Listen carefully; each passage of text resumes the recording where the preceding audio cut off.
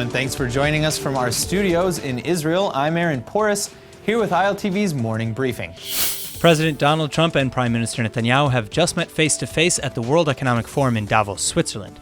This is one of the world's biggest gatherings of international leaders in business and industry, but the money talk was overshadowed a bit by the more pressing topic of Middle East peace.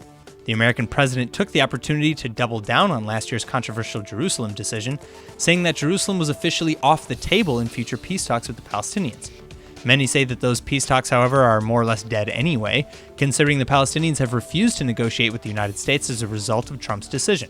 This was also clearly on Trump's mind during the forum, as well as the Palestinian snub of even meeting with Vice President Pence during his trip to the region last week.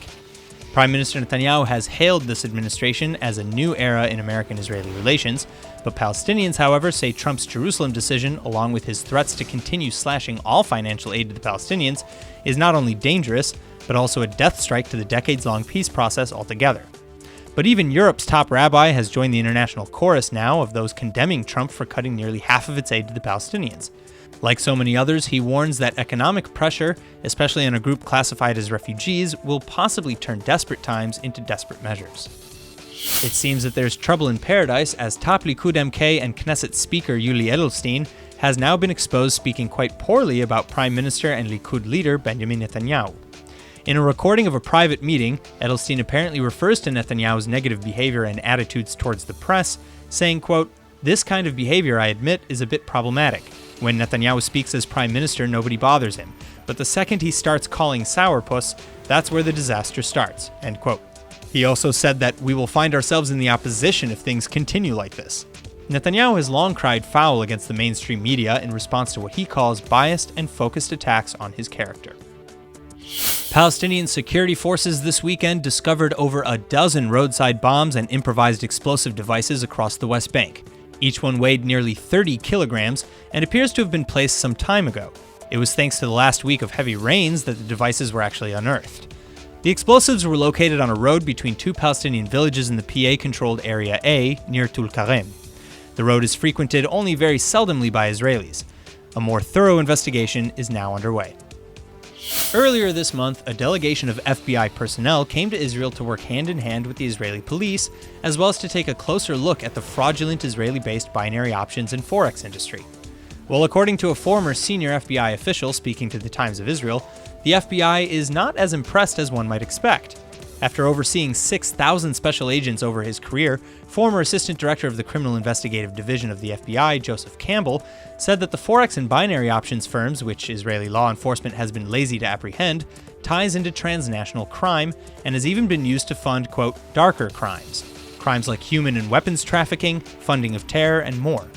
In fact, it's because criminals, quote, identify corruption and a lax law enforcement in Israel that they often choose to operate here.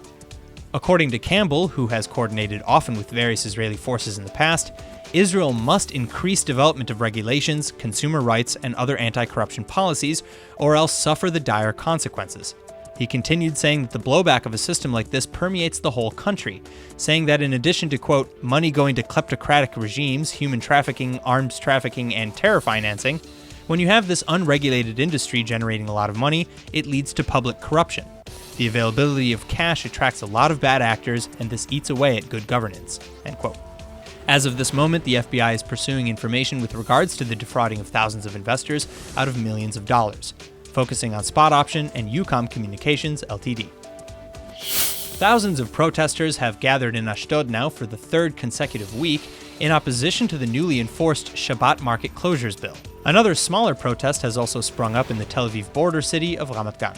The city of Ashdod has been split between the ultra-Orthodox and the secular for a long time, but in recent years, more Haredi Israelis have been moving into the coastal Israeli city, and they've brought their lobbying power with them.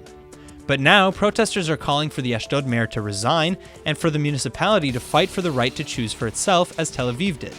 The new law allows the interior minister to review and reject work permits for the Sabbath in essentially every city across Israel except Tel Aviv. Further, as if to add insult to injury, the law is being enforced by Jews, meaning that the Israeli government is paying people, Jews included, to work on the Sabbath, making sure that no one else is working on the Sabbath. The hypocrisy of this action alone has prompted many to take to social media as well as to the streets. And the main argument, directed at the interior minister and the religious factions in government, is simply, quote, Deri, we don't bother you, don't bother us, end quote. That's all for now. I'm Aaron Porras, and see you later with our main daily broadcast from Israel at 2 p.m. Eastern Time.